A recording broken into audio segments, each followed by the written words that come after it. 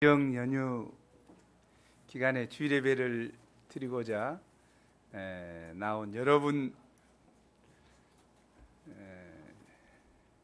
께 감사를 드리고 또 하나님께서 경배를 받으시기를 원합니다. God is good all the time. 하나님은 항상 선하십니다. 송명희 시인은 공평하신 하나님을 노래했습니다. 우리의 심령에도 공평하신 하나님을 노래할 수 있는 마음의 여유가 있습니까? 내가 부족한데, 내게 뭔 일이 좀 안 이루어졌는데, 나의 형편이 지금 안 좋은데, 하나님은 공평하시다고 자신있게 이야기할 수 있는 사람이 있습니까? 우리는 어쩌면 세상 사람들의 가치관을 가지고 우리 신자들을 보고 있고, 아니 천국도 세상 사람들의 눈으로 평가하고 있지 않습니까? 하나님은 항상 옳으십니다. 하나님은 항상 선하십니다. 오늘 말씀은 조금 우리가 이해가 좀 안 되는 부분이 있습니다. 왜냐하면 하나님을 잘 알지 못하기 때문입니다. 우리가 오늘 마음의 문을 열고 하나님은 과연 어떤 분이신가, 하나님에 대해서 깊이 알 수 있기를 원합니다. 그리고 하나님은 당신의 주권을 선하신 대로 사용하신다는 사실을 깊이 영접할 수 있기를 간절히 기도합니다. 제1부 품꾼을 찾으시는 하나님, 1절에서 7절입니다. 1절을 함께 읽죠. 시작. 천국은 마치 품꾼을 얻어 포도원에 들여보내려고 이른 아침에 나간 집주인과 같으니, 예수님은 천국은 품꾼을 포도원에 들여보내려고 이른 아침에 나간 집주인과 같다고 하였습니다.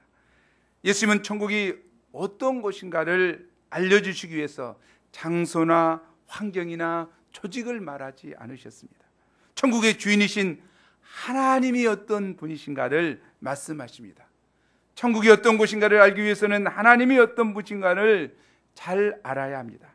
하나님께 대한 올바른 지식을 가진 사람만이 천국을 소유할 수 있고 천국의 기쁨을 누릴 수 있습니다. 그러면 뷰에 나타나는 하나님은 어떤 분이십니까? 첫째, 하나님은 먼저 찾아주시는 분이십니다.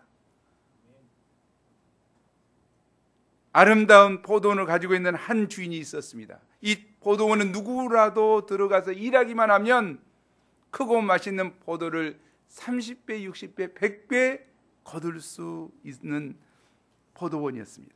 또한 이곳은 아무리 많은 사람이 일해도 늘 일거리가 있는 크고 넓은 포도원이었습니다. 주인은 이렇게 넓은 포도원을 소유하고 있는 큰 부자였습니다. 흔히 부자들은 거만하여서 일꾼들이 이력서를 써가지고 와서 굽실거리며 제발 나를 좀 채용해 주세요 하고 아쉬운 소리를 할 때까지 거드름을 피웁니다. 그러나 포도원 주인은 정반대로 일할 품꾼들을 구하기 위해서 직접 이른 새벽부터 집을 나가는 부지런한 사람이었습니다. 조금도 아쉬울 것이 없는데도 장터에 가서 일자리가 없어 놀고 있는 사람들에게 나의 포도원에 와서 일 좀 해 주시겠습니까? 겸손히 초청하셨습니다. 이 위에서 포도원 주인은 하나님을, 품꾼은 복음의 일꾼을, 포도원은 하나님께서 복음 역사를 감당하도록 주신 사명의 땅을 의미합니다. 넓게는 세상이라고 할 수 있고 좁게는 우리에게 맡겨주신 캠퍼스 포도원이라고 할 수도 있습니다. 집주인이 청직이나 하인들을 시키지 않고 직접 품꾼을 데리러 갔다는 사실에서 우리는 하나님이 인간 구원을 위하여 직접적으로 친히 그리고 능정적이고도 적극적으로 행동하신다는 사실을 발견하게 됩니다. 또한 품꾼을 고용한다는 사실에서 우리는 품꾼을 택하시는 권리가 하나님께 있음을, 즉 구원은 오로지 하나님의 주권에 속한 것임을 암시받습니다. 성경은 포도원 주인처럼 구원 역사를 위해서 일꾼들을 찾으시고 부르시는 하나님의 모습이 곳곳에 나옵니다. 하나님은 75세의 아브라함을 먼저 찾아오셔서 내가 너로 큰 민족을 이루고 내게 복을 주어 내 이름을 창대하게 하리니 너는 복의 근원이 될지라 하고 부르셨습니다. 하나님은 아브라함뿐만 아니라 이삭과 야곱에게도 먼저 찾아오셔서 언약을 맺으셨습니다. 하나님은 40년간 광야에서 양을 치던 80세 된 모세에게도 찾아오셔서 모세야 모세야 하고 부르셨습니다. 또 아직 여호와를 알지 못하던 어린 사무엘도 3번이나 잠잘 때 부르셨습니다. 예수님도 이 땅에 오시자마자 바닷가에 나가셔서 고기 잡고 있는 베드로에게 나를 따라오라. 내가 너희를 사람을 낚는 어부가 되게 하리라 하고 부르셨습니다. 또한 예수님을 대적하던 바울에게도 다메섹 도상에서 빛으로 찾아오셔서 그를 이방인의 사도로 부르셨습니다. 하나님은 일꾼들을 찾아가 부르십니다. 사실 우리는 하나님을 떠난 영원한 실업자들로서 지옥에 갈 자들이었습니다. 실업자들이 직장을 애타게 찾듯이 죄 많은 인간들이 먼저 하나님께 나가 구원을 요청해야 마땅합니다. 그러나 인간은 교만과 자존심과 영적인 무지로 먼저 하나님께 나아가지 않았습니다. 오히려 하나님께서 먼저 죄인들을 찾아오사 구원을 베푸시고 하나님의 일꾼을 삼으셨습니다. 우리 자신을 볼 때도 자발적으로 온 것이 아니라 목자님들을 통해서 우리를 먼저 찾아오시고 부르셨습니다. 죄인들을 먼저 찾아주고 부르시는 하나님은 실로 은혜가 풍성하신 분이십니다. 물론 모태신앙으로 처음부터 온 사람도 있죠. 그래도 계기다가 온 사람도 있고 모태신앙이지만, 둘째, 하나님은 사명을 주시는 분이십니다. 뭘 준다고요? 2절을 함께 읽겠습니다. 시작. 그가 하루 한 데나리온씩 품꾼들과 약속하여 포도원에 들여보내고, 포도원주는 품삯으로 한 데나리온을 약속하고 포도원으로 들여보냈습니다. 드넓은 포도원에서 마음껏 일하도록 기회를 주었습니다. 여기 이른 아침은 해 뜨는 6시를 말합니다. 요즘도 이 앞에 있는 직업 소개소가 있죠. 겨울에 이렇게 새벽기도 하려고 이렇게 오면 새벽부터 그냥 장작불 대놓고 기다리고 있어요. 그냥 부르러 온 사람이 없는가. 품꾼들은 그야말로 하루 일하고 하루 벌어서 먹고 사는 일용직 근로자들입니다. 그들이 하루벌이를 하지 못하면 자신은 물론 그 가족들도 고스란히 굶을 수밖에 없습니다. 당시 식민지 치하에서 고용 조건이 매우 한정되었기 때문에 이렇게 고용되어 일할 수 있다는 것 자체가 큰 특권이었습니다. 고용되어 일할 수 있다는 것, 얼마나 큰 특권이 그럽니까? 요즘에 어떻습니까? 취직 자리가 너무 없어서 졸업하면 곧 실업이라고 하죠. 졸업 니꼬로 실업이죠. 그래서 2, 3년간씩 더 취직을 위해서 공부해야 되고 준비해야 되고 그러죠. 뭐 117만 원 최저임금이라도 좋죠. 일용직이 아니라 여기 뭐 계약직, 어느 곳에도 부르면 가고자 하는, 사람이 할 일이 없다는 것처럼 비참한 것은 없습니다. 때때로 사람들은 일이 많으면 일이 많다고 불평합니다. 어찌하든지 일하지 않고 쉬고 놀면서 편하게 지내고 싶어 합니다.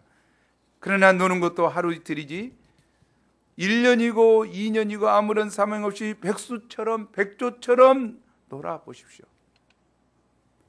이처럼 힘든 일은 없습니다.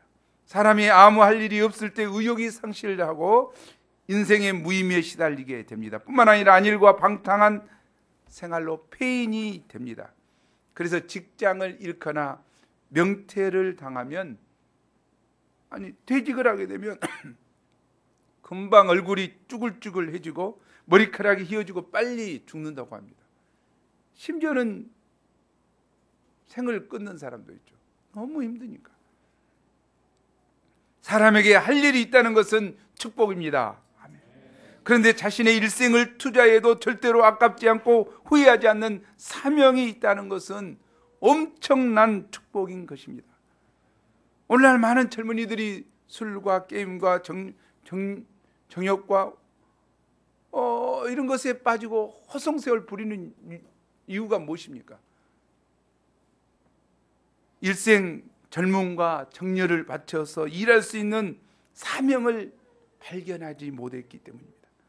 자신의 몸을 내던져서 일할 수 있는 사명, 흔들 수 있는 깃발만 있다면 불을 품으며 힘차게 달리는 열차와 같이 달려갈 것입니다. 정열이 있기 때문에. 참 중요한 것 같아요. 할 일이 있다는 것. 그런데 이 사명을 인식하지 못하는 것처럼 불쌍한 게 없죠. 더욱이나 사명을 감당하고 있으면서 그 사명이 얼마나 귀한가를 모른다면 그건 더 불쌍한 거죠. 하나님은 할 일이 없이 빈둥빈둥 놀고 있던 우리에게 이런 고귀한 사명을 주셨습니다. 나의 모든 것을 들여서 일생을 바칠 수 있는 사명을 주셨습니다. 그것은 죽어가는 영혼을 살리는 일입니다. 아멘. 죽어가는 영혼을 살리는 일, 이거야말로 정말 값진 것이죠. 인생의 목적과 방향을 알지 못해 방황하는 캠퍼스 지성인들에게 말씀을 가르치고 예수님께 인도하는 목자의 직분을 주셨습니다. 그것도 이미삭 선교사님처럼 일생 동안 백발을 휘날리면서도 계속해서 할 수 있는 일거리를 주셨습니다. 이 얼마나 큰 축복입니까? 천국에서의 벌이 뭔지 알죠? 천국에서의 벌은 일할 것을 빼앗아 가는 것이고, 천국에서의 상은 일할 것을 많이 맡겨주는 것입니다. 달란트 비유에서처럼 하나님은 게으르고 악한 자들에게는 주었던 일도 빼앗아 가지만 작은 일에도 마음을 써서 충성하는 사람에게는 더 많은 일을 맡겨주십니다. 천국에서의 축복은, 천국에서의 상은 많은 일을 한다는 거죠. 하나님의 역사에 많이 동참한다는 거죠. 아멘. 젊은 날 인생을 허비하지 않고 열심히, 그것도 생명을 살리는 고귀한 사명을 주신 하나님께 감사 찬양을 드립니다. 셋째, 하나님은 은혜가 풍성하신 분이십니다. 3절에서 6절을 보십시오. 주인은 제3시에도 장터에 나가 놀고 있는 사람들을 불렀습니다. 6시, 제9시에도 그와 같이 했습니다. 3시는 6을 더하니까 유대인의 계산에서는 6을 더하면 되죠. 우리 시간이죠. 3시는 오전 9시고 6시는 정오고 9시는 오후 3시입니다. 이들이 왜 이른 아침에 고용되지 못했을까요? 첫 시간에 고용된 사람들에 비해 능력이 떨어진 사람일 수 있을 것입니다. 오늘날로 말하면 스펙을 갖추지 못한, 학벌도 딸리고 변변한 자격증도 없고 토익 점수도 부족한 사람들입니다. 정기적인 직장이 없는 자신의 신세를 한탄하며 매일 술로 허송세월을 보냈거나, 또는 백수 생활이 몸이 배어 시간을 맞춰 나올 수 없는 게으른 사람일 수도 있습니다. 그런데 그들이 주인의 배려로 포도원에 들어가게 되었습니다. 아멘. 그런데 주인은 여기서 그치지 않았습니다. 포도원 주인이 오후 5시가 되어서 장터에 나갔는데도 그곳에는 서서 종일토록 놀고 있는 품꾼들이 있었습니다. 주인이 어찌하여 종일토록 놀고 있는가 묻자 품꾼들은 쓰는 이가 없어서 하루 종일 놀고 있다고 대답하였습니다. 7절이죠. 많은 포도원 주인들이 왔지만 그들은 선택받지 못했습니다. 아마 그들은 몸이 왜소하거나 장애가 있을 수 있습니다. 삽 한 자루를 들 수 없는 연약한 사람들 같습니다. 이런 사람들은 포도원에 데려가도 별로 쓸모가 없습니다. 그런데도 주인은 이들도 포도원에서 일하도록 기회를 주었습니다. 오후 5시는 마감 1시간 전으로 일하고 싶어도 기껏해야 1시간 정도밖에는 일을 할 수 없습니다. 그런데도 주인은 그들을 포로원에 들여보낸 것입니다. 아멘. 이를 볼 때 주인이 품꾼을 부르는 목적은 단순히 노동력을 이용하기 위해서 부른 것이 아니라 그들에게 일할 기회를 주고 열심히 일함으로 행복한 인생을 살도록 하기 위해서 부른 것입니다. 주인이 그들을 부른 것은 그들에게 일할 기회를 주고 열심히 일함으로 행복한 인생을 살도록 하기 위해서 부른 것입니다. 한마디로 주인은 은혜를 베풀기 위해서 품꾼을 불렀습니다. 우리는 내가 잘났기 때문에 하나님께서 나를 부르신 것이 아닌가, 나를 써먹기 위해서 하나님께서 부른 것이 아닌가 하는 오해와 착각에 빠질 때가 있습니다. 하나님은 아무 쓸모없는 부지깽이 같은 자라도, 아니 돌덩이 하나도 변화시켜서 당신의 종으로 쓸 수 있습니다. 하나님께서 우리를 부르신 것은 우리가 행복하고 열매 맺는 인생을 살도록 부르신 것입니다. 우리는 하나님의 포도원에서 일할 자격이 없는 죄인들이지만 하나님의 일방적인 은혜로 말미암아 하나님의 일을 할 수 있게 된 것입니다.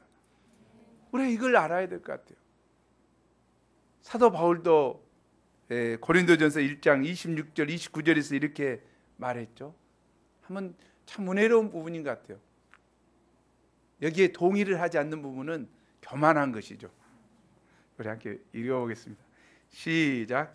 형제들아 너희를 부르심을 보라. 육체를 따라 지혜로운 자가 많지 아니하며 능한 자가 많지 아니하며 문벌 좋은 자가 많지 아니하더라.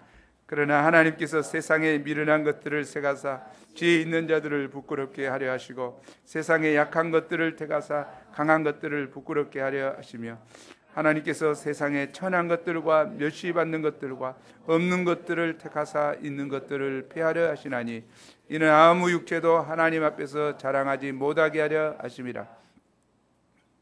우리는 하나님 앞에서 자랑할 것이 아무것도 없습니다. 내세울 것도 없습니다. 왜냐하면 하나님은 처음부터 끝까지 은혜로 우리를 불러주셨기 때문입니다. 하나님은 우리의 선한 행위를 보시고 구원하신 것이 아니라 일방적인 긍휼과 은혜로 구원하셨습니다. 여기까지 빠르게 나왔습니다. 왜 빠르게 온지 알죠? 추석이니까 끝나고 집에 가야 되잖아.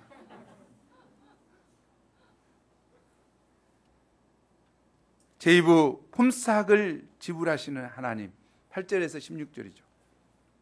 하나님의 포도원은 누구라도 들어올 수 있도록 넓게 열려 있습니다. 그러나 언제까지나 열려 있는 것은 아닙니다. 오후 6시 마감 시간이 되면 문을 닫습니다. 그리고 그 위에는 결산을 합니다. 우리 8절을 함께 읽죠. 시작.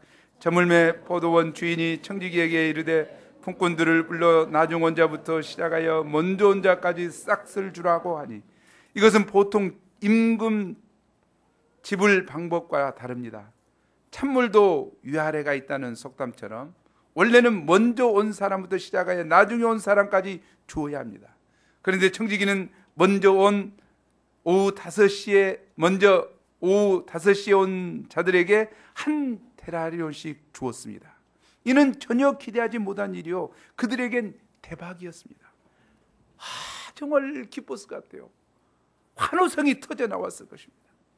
주인의 관대하심과 선함에 정말 감사했을 것입니다. 그들은 1시간밖에 일하지 않았으므로 12분의 1 데나리온만 주어도 됩니다. 그러나 주인은 그들의 처자식들을 생각해서 하루 품삯을 주었습니다. 그들이 품삯을 가지고 행복해지기를 원했습니다. 이 싹은 일한 대가라기보다 온전한 은혜였습니다. 이와 같이 우리가 하나님으로부터 영생을 얻게 된 것은 온전히 하나님의 은혜로 말미암은 것입니다. 하나님은 예수님을 그리스도로 믿는 자들에게는 누구나 공평하게 영생을 주십니다. 10절을 보십시오. 겨우 1시간 일한 품꾼들에게 한 데나리온씩을 주는 것을 본 품꾼들은 큰 기대에 부풀었습니다.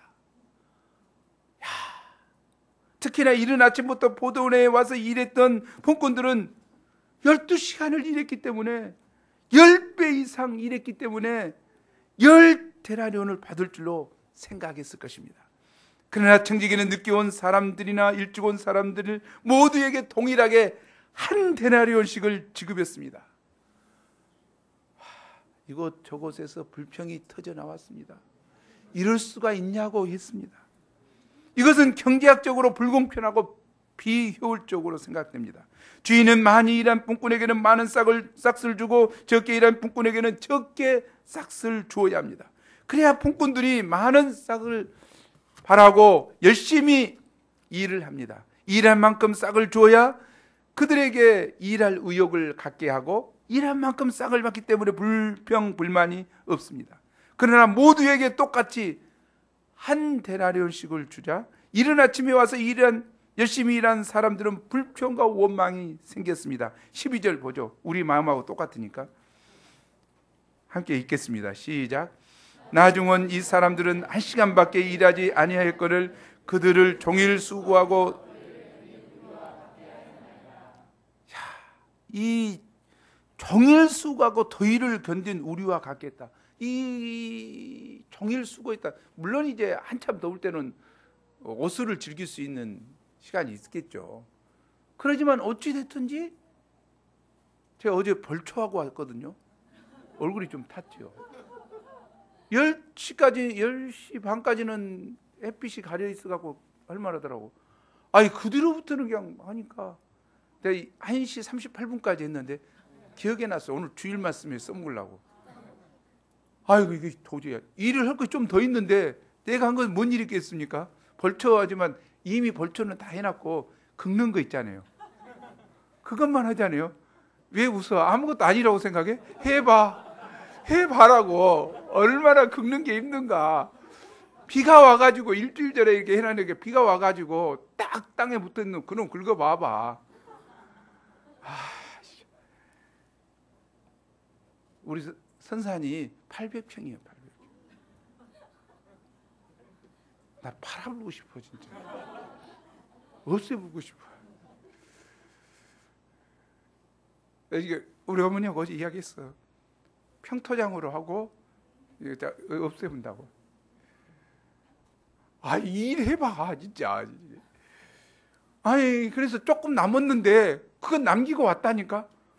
진짜로 나 이제 설에 가서 추석에 가서 우리 집사람이랑 같이 긁으려고. 허리가 무너지려고 하고. 괜히 이것이 이렇게 잘 이렇게 합니까? 이 마비돼 가지고 이렇게 돼. 막 이거 찝찝 되더라고. 이거 손이 잘 안 펴져. 계속 이렇게 자꾸 긁으니까.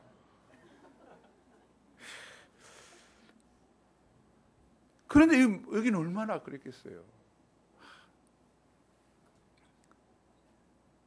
그들의 원망은 타당한 것 같습니다. 그들이 옳고 주인이 잘못된 것 같습니다. 여러분도 그렇게 생각지 않습니까? 이 주인이 보인 태도가 이상하지 않습니까? 아마 우리 사회 같으면 물론 언론이 이 고용주의 태도를 비판했을 것입니다. 무노동, 무임금의 원칙 위배, 경제 정의를 무너뜨리다. 이런 기사로 그냥 노동자들은 부당 노동 행위 근절 띠를 메고 그냥 난리쳤을 거예요. 막 앞에서 그냥 그럴 수가 있냐. 지식인들은 국가 경쟁력과 노동 생산력을 떨어뜨리는 행위. 그러면 누가 열심히 일하겠는가? 사설을 쓰고 그냥. 그러나 하나님 편에서 볼 때 그들의 원망은 잘못된 것입니다. 어떤 점에서 잘못된 것입니까? 첫째, 그들은 하나님께서 베푸시는 은혜를 잘 알지 못했습니다. 은혜란 품삯처럼 계산할 수 있는 것이 아닙니다. 은혜는 하나님의 선물로 받는 것이기에 노력의 대가로 주어지는 것이 아닙니다. 주인이 품꾼들에게 준 싹은 그들의 노력이나 공로의 대가로 준 것이 아니라 은혜로 준 것입니다. 그러므로 품꾼들은 자신들에게 포도원에서 일하게 해주시고 싹까지 주신 주인의 은혜를 알고 감사해야 합니다. 그러나 감사하기보다 자신들이 수고한 대가만큼 싹을 주지 않는다고 원망을 하였습니다. 그들은 처음에는 자신들을 고용한 주인과의 관계만 생각했습니다. 그랬을 때 그들은 감사가 넘쳤을 것입니다. 주인의 포도원에서 열심히 일했습니다. 그들은 한 데나리온은 하루 노동에 대한 대가로 충분하다고 생각했습니다. 그러나 그들이 오후 5시에 들어온 품꾼이 한 데나리온을 받자 갑자기 비교의식에 빠지기 시작했습니다.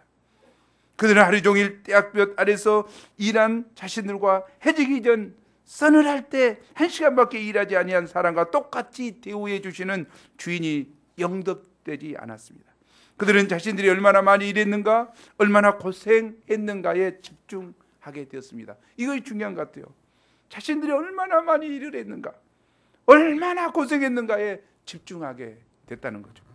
나중 온 사람들보다 더 많이 일했고 더 많이 수고했다는 상대적 우월의식을 떨쳐버릴 수 없었습니다. 그리고 이런 생각은 보상 심리로 이어졌습니다. 그들의 감사는 불평과 원망의 마음으로 바뀌었습니다.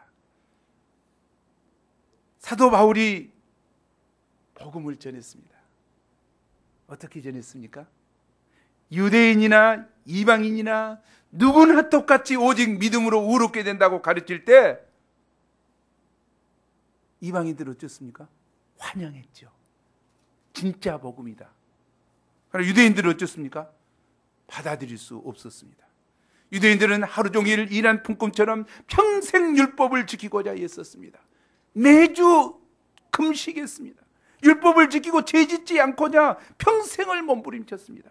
그런데 죄만 짓고 제멋대로 살던 이방인들, 의를 위해서는 아무 일도 하지 않는 사람들이 예수를 믿는다는 그것 하나만으로 유대인 자기들과 똑같이 하나님의 자녀가 됩니다.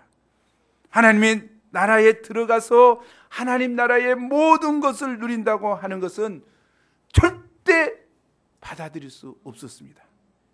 유대인들이 보기에 유대인과 이방인은 절대 같을 수 없었습니다. 이해되지요? 이해돼요, 이해. 유대인들 입장에서는 절대 저 불쏘시개감들 저들이 우리하고 동일하게 구원받아? 말도 안 돼.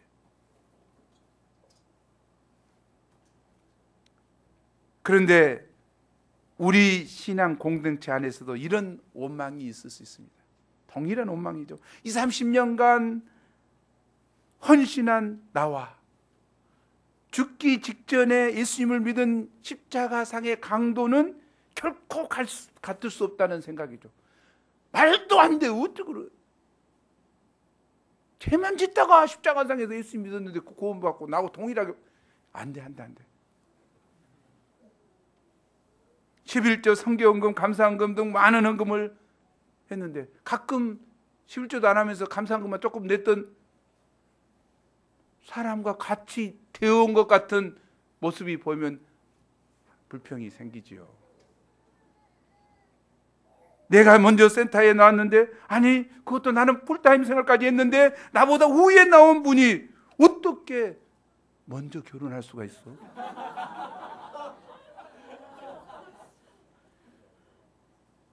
매일 귀싱한 나에게는 양 한 명도 주지 않으면서 어쩌다가 올라간 분에게 떡하니 양을 묻혀주신 하나님께 어찌 이럴 수가 있냐는 불평이 서산하는 거 아닌가요? 평일 수고한 나에게 어떻게 이렇게 대우할 수 있는가? 이런 원망이 듭니다. 이처럼 갑자기 우리 인생살이에 끼어든 존재가 우리보다 더 큰 사랑을 받고 있다는 생각을 할 때 비교의식, 질투심에 시달립니다. 끊임없이 다른 사람과 비교하기 때문에 마음의 평화가 없고 불평이 가득합니다. 이 비교의식, 이거 참 문제죠. 우리가 행복하기 위해서는 이 비교의식을 버려야 합니다. 비교의식을 버리지 못한다면 우리도 이들처럼 하나님이 불의하다고 여길 것입니다.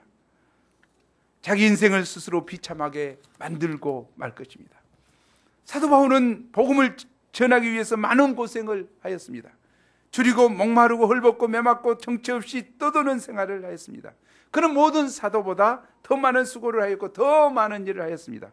그럼에도 불구하고 바리새인들처럼 자기 의에 빠지지 않았습니다. 그는 사도 중에 지극히 작은 자요 죄인 중에 개수라고 하였습니다.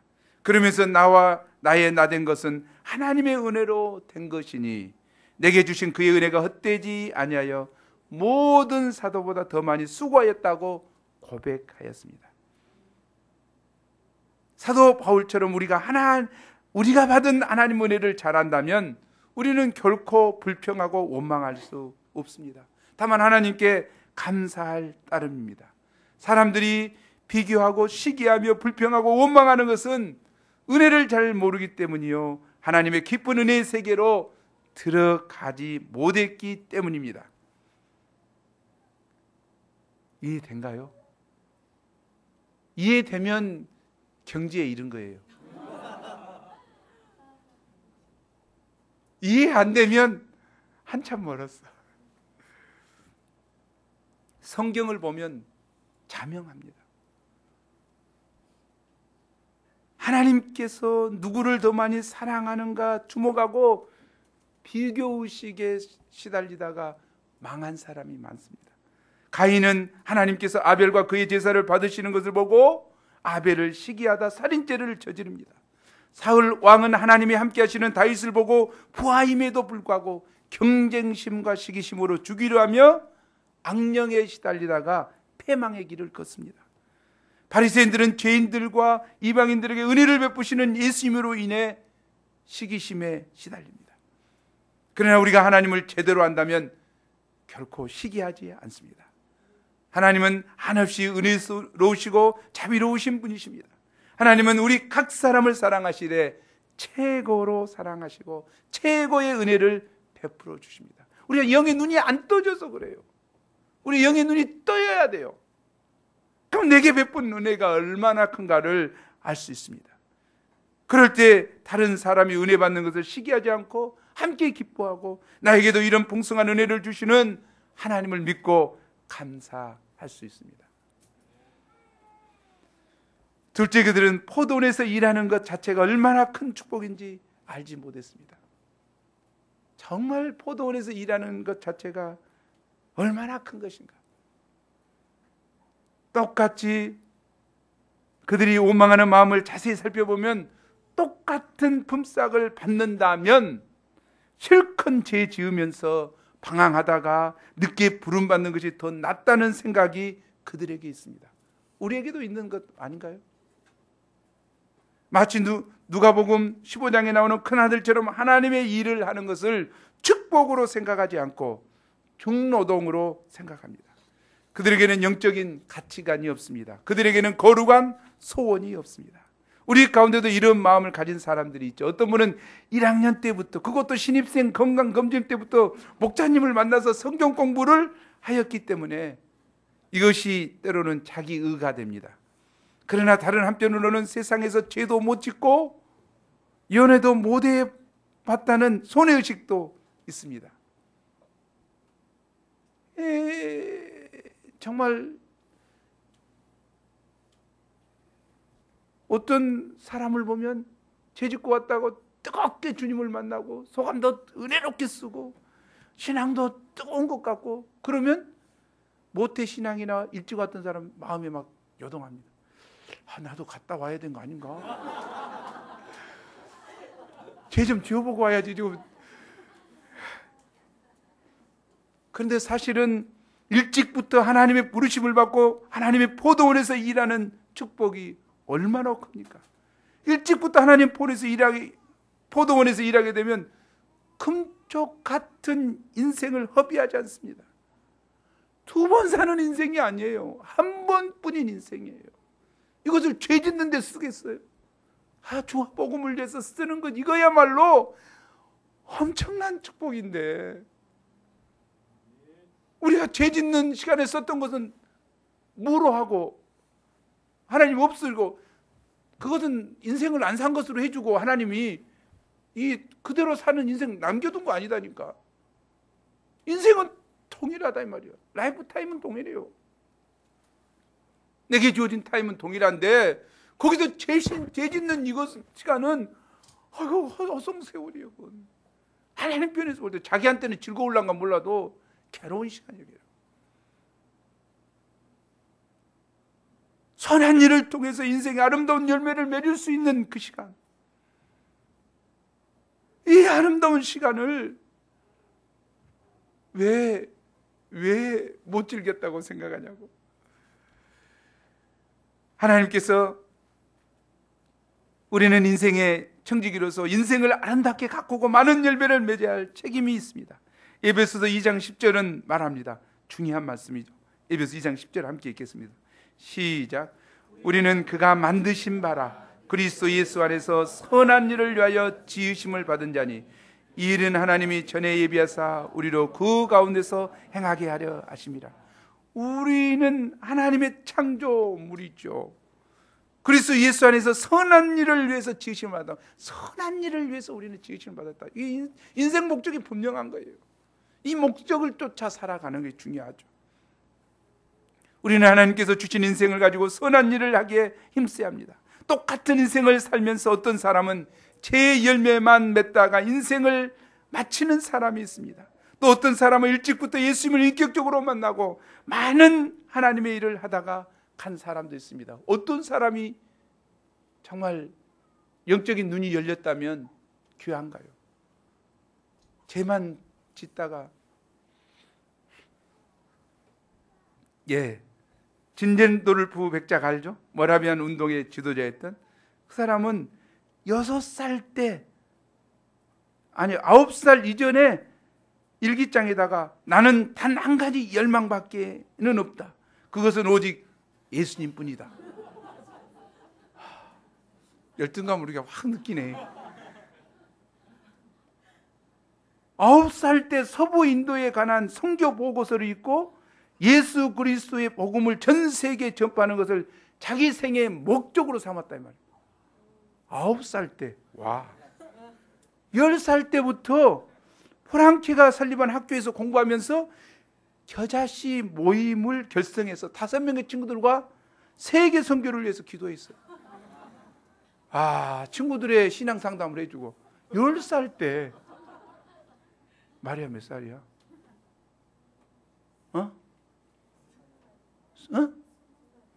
20살. 너는 10년은 이렇게 해야 된다. 10년 동안 해오고 있지 지금. 진짜 너무 은혜로운 것 같아요. 그 귀하게 쓰임도 가장 바람직한 선교 단체가 어디입니까? 모라비안 선교회라고 하죠. 물론 모라비안 선교회가 300명도 못 갔지만 가장 현재 정말 선교 역사에 큰 족적을 남긴. 근데 그의 후원자가 돼서 지도자가 돼서 했던 사람이 진젠도르프다 말이에요. 그의 인생을 볼 때 얼마나 아름다운 인생이에요. 이처럼 하나님의 보도원에서 일하게 된 것은 우리가 값지고 아름다운 인생을 살도록 하신 하나님의 큰 축복인 것입니다. 아멘. 우리도 이 은혜를 감당할 수 있기를 기도합니다. 셋째, 그들은 하나님의 선한 주권을 받아들이지 못했습니다. 제가 오늘 말씀 포인트는 여기죠. 13절에서 15절 말씀을 읽겠습니다. 시작. 주인이 그 중에 한 사람에게 대답하여 이르되 친구여 내가 내게 잘못한 것이 없노라. 내가 나와 한 데나리온의 약속을 하지 아니하였느냐. 내 것이나 가지고 가라. 나중에 온 이 사람에게 너와 같이 주는 것이 내 뜻이니라. 내 것을 가지고 내 뜻대로 할 것이 아니냐. 내가 선함으로 내가 악하게 보느냐. 이 말씀에 다 나왔어요. 나는 잘못한 것이 없다. 하나님은. 그리고 뭐라 합니까? 내가 이 사람에게 너와 같이 하는 것은 내 뜻이요 내가 선한 일을 했다. 이 선을 행했다. 그런데 내가 나를 악하게 보느냐. 하나님의 선하심을 알지 못하면 하나님을 악하다고 생각한다니까. 정반대로 생각해요. 주인은 약속을 지켰기 때문에 잘못한 것이 하나도 없습니다. Right? 또한 주인은 자기 것을 마음대로 할 권리가 있습니다. Right? 그런데 이 권리를 은혜를 베푸는 데 사용하기에, 사람을 살리는 데 사용하기에 주인은 선한 것입니다. 하나님은 세상을 뜻대로 창조하시고 그 뜻대로 경영하십니다. 그렇다고 임의대로 역사하시는 것이 아니라 항상 선하게 사용하십니다. 우리 한번 생각해 보죠. 만일 먼저 온 품꾼들의 논리대로 한다면 한 사람이 일한 그 사람에게는 1시간 만에 품삯을 주어야 합니다. 그러면 그 가족들은 어떻게 되겠습니까? 가족을 제대로 먹이지 못하는 그 품꾼에게 무엇라고 말해야 됩니까? 내 가족이 먹든 굶든 그것은 네 책임이다. 내가 알 바 아니다. 이렇게 말해야 됩니까? 이렇게 말하는 것은 정말 무정한 것이죠. 선하신 주님은 결코 그렇게 말할 수 없습니다. 그래서 주인은 1시간밖에 일하지 않았지만 하루 품삯인 1데나리온을 준 것입니다. 그리고 그가 그의 가족과 함께 하루를 먹고 살도록 하신 거예요. 이처럼 살리는 것이 주인의 뜻이요, 이것이 선입니다. 선입니까? 악입니까? 참 중요한 이야기예요. 이처럼 하나님은 언제나 선하시고 그 주권도 선하십니다. 또한 우리를 인도하시되 합력하여 선을 이루어 가십니다. 우리가 선하신 하나님을 마음 깊이 영접할 때 어떤 상황 속에서도 항상 기뻐하고 범사에 감사할 수 있습니다. 또한 우리의 인생을 기쁨으로 하나님께 맡기고 선하신 하나님의 인도하심을 적극적으로 따라갈 수 있습니다. 아브라함은 선하신 하나님을 끝까지 믿었기 때문에 독자 이삭을 번제로 바치라는 하나님의 말씀에 온전히 순종할 수 있었습니다. 독자 이삭을 줄 때는 언제고 번제로 다 죽여서 바쳐라고? 뭐하는 하나님이야? 이랬다 저랬다는 거예요. 반발하지 않았다는 거죠. 선하신 하나님을 알았기 때문에, 자기를 이날까지 인도하신 선하신 하나님을 알았기 때문에 순종할 수 있었다는 거죠. 요셉은 선하신 하나님을 믿었기 때문에 형들로 인해 애굽으로 팔려갔을 때나 보디발 여사의 모함으로 억울하게 누명을 써서 감옥에 갇혔을 때도 슬퍼하거나 원망하지 않았습니다. 세상을 원망하고 가족들을 원망하고 종살이 뭐가 좋아 자살하진 않았어요. 술 먹고 개판 치지 않았어요. 큰 소리 치지 않았어요. 그 안에서 성실하게 하나님을 바라보며 일했어요. 결국 이로 인해 하나님의 선하신 뜻대로 애굽의 총리가 되었습니다. 아멘. 불평하고 원망하는 것은 선하신 하나님의 주권을 무시하는 죄입니다. 우리도 간혹 먼저 온 품꾼들처럼 자기가 옳다 하며 자기 기준으로 하나님을 평가합니다. 얼마나 우리가 그렇게 잘하는지 몰라요. 내가 하나님이라면 그렇게 안 하겠다. 그러니까 너 하나님 안 시켜줘. 얼마나 우리가 그러냐고. 자기가 옳다 하는 거 옳다. 자기 기준으로 하나님을 평가해요. 주님의 주권에 대해서 심지어 악하게 평가하고 거부한다. 우리가 이를 깊이 회개해야 됩니다. 하나님은 항상 선하십니다. 하나님의 주권은 항상 선하십니다. 내게 비록 옳지 않게 보일지라도, 내게 불공평한 것 같을지라도 하나님은 합력하여 선을 이룹니다. 우리 인생의 라이프 타임 기간 내내 하나님은 우리를 빚으시고 우리를 인도하시고 우리를 이끌어가시고 우리에게 복 주시기를 원하신 분이시고, 결국 하나님은 하나님의 선한 뜻에서 우리를 빚어가시는 거예요. 영원한 천성에서, 천국에서 우리에게 복이 되기를 원하는 거예요. 우리가 영의 눈이 안 열려서 내가 복이 복인 줄 모르지만 하나님은 우리에게 진정한 복을 주기를 원하시는 선하신 분이시다. 다윗은 고백했습니다.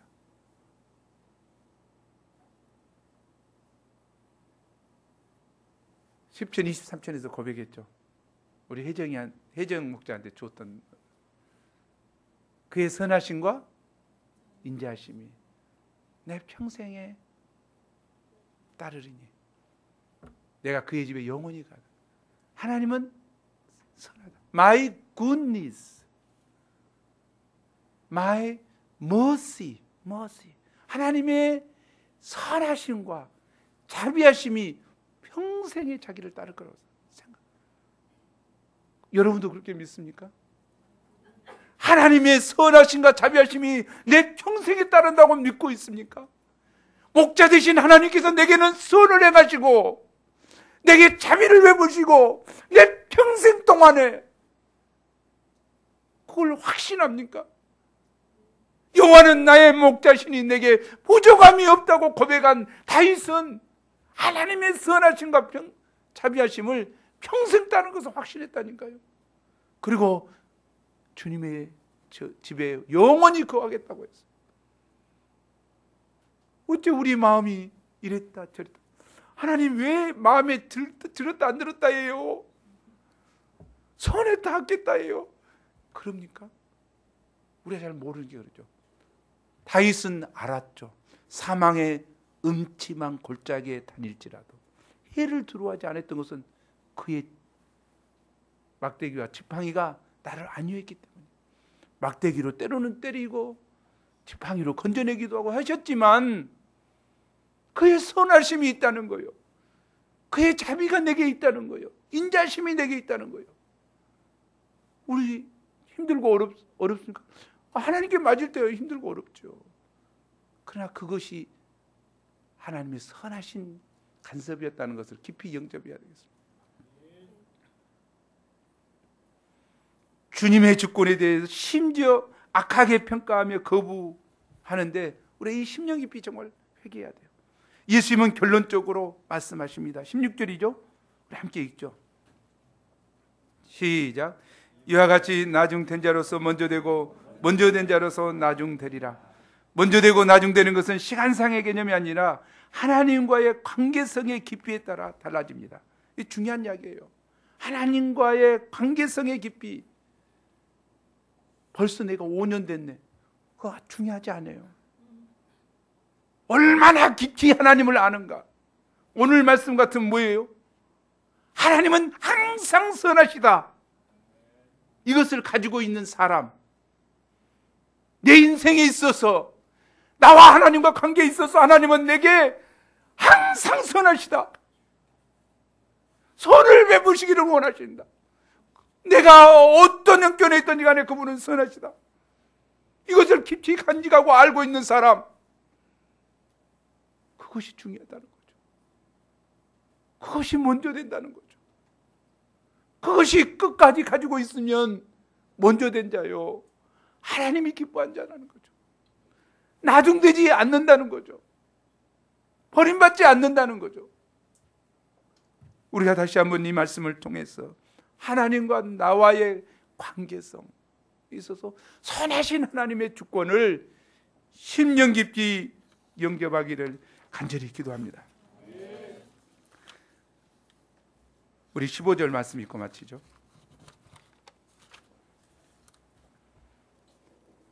시작. 내 것을 가지고 내 뜻대로 할 것이 아니냐. 내가 선함으로 내가 악하게 보느냐. 하나님 아버지, 귀한 말씀을 보게 하셔서 감사합니다. 품꾼을 친히 찾으시는 주님 앞에 감사를 드립니다. 빈둥빈둥 할 일 없이 놀고 있던 저희들을, 아니 영원한 실업자가 되어 멸망을 향해 달려가던 저희들을 하나님 친히 찾아오셔서 부르시고 구원하시고 또 포도원에서 일할 수 있는 은혜를 주셔서 감사합니다. 이 은혜와 축복을 참으로 아는 자가 되게 도와주시고 감사함으로 하나님과 깊은 관계성을 맺으며 주님을 섬기는 포도원에서 일하는 저희가 될 수 있도록 도와주옵소서. 또 하나님 아버지, 먼저 온 자들처럼 1시간 일한 자에게 한 데나리온을 준 하나님의 관대하심과 선하신 은혜가 저희에게 걸림돌이 되지 않게 도와주시고, 하나님은 항상 선하심을 알고 이 하나님의 선한 주권 앞에 자신을 세워가며 하나님과 깊은 관계성을 맺어가는 저희가 될 수 있도록 도와주십시오. 추석 연휴를 참 보내는 저희들에게 이 생명의 말씀이, 이 축복의 말씀이, 이 은혜의 말씀이, 선하신 주님의 주권의 이 말씀이 제 심령에 깊이 새겨지게 하여 주시고, 이 하나님을 심령에서부터 감사하며 찬양하는 귀중한 시간이 되게 도와주십시오. 3개월밖에 없는 이 학기, 하나님 포도원 품꾼으로 불러주신 주님의 은혜에 감사하여 이 축복을 기쁨으로 감사함으로 감당하고 하나님께 영광 돌리는 저희가 될 수 있도록 이 학기를 축복하여 주옵소서. 은혜를 헛되게 하는 죄악을 범치 않게 도와 주옵소서. 감사합니다. 예수 이름으로 기도합니다.